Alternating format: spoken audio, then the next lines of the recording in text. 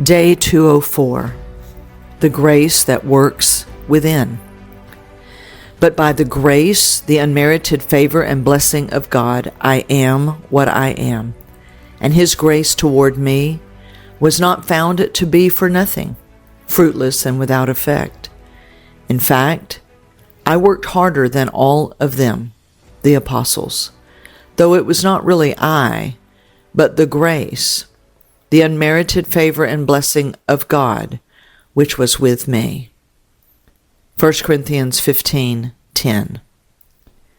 There is an introduction to grace, and then there is the deepening fullness of grace.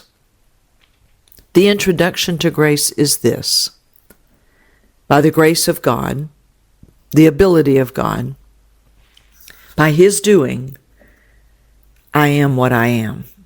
I did not save myself. I did not make myself new. I did not bring myself to Christ.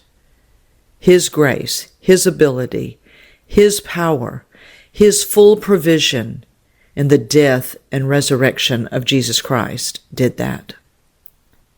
But grace does not stop there.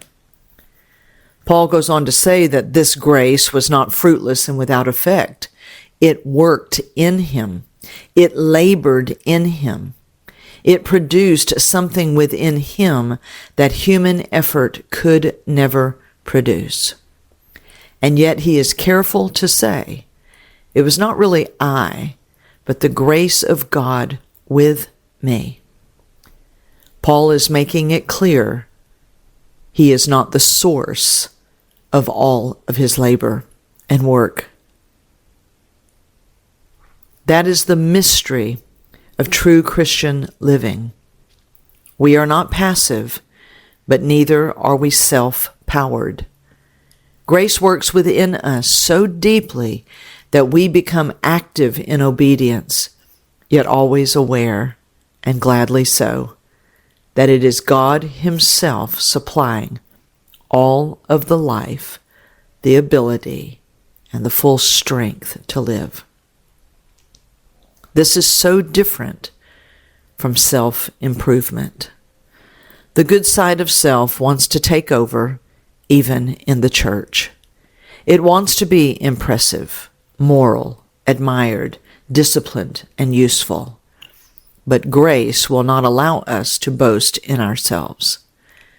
Grace keeps bringing us back to Christ as the source.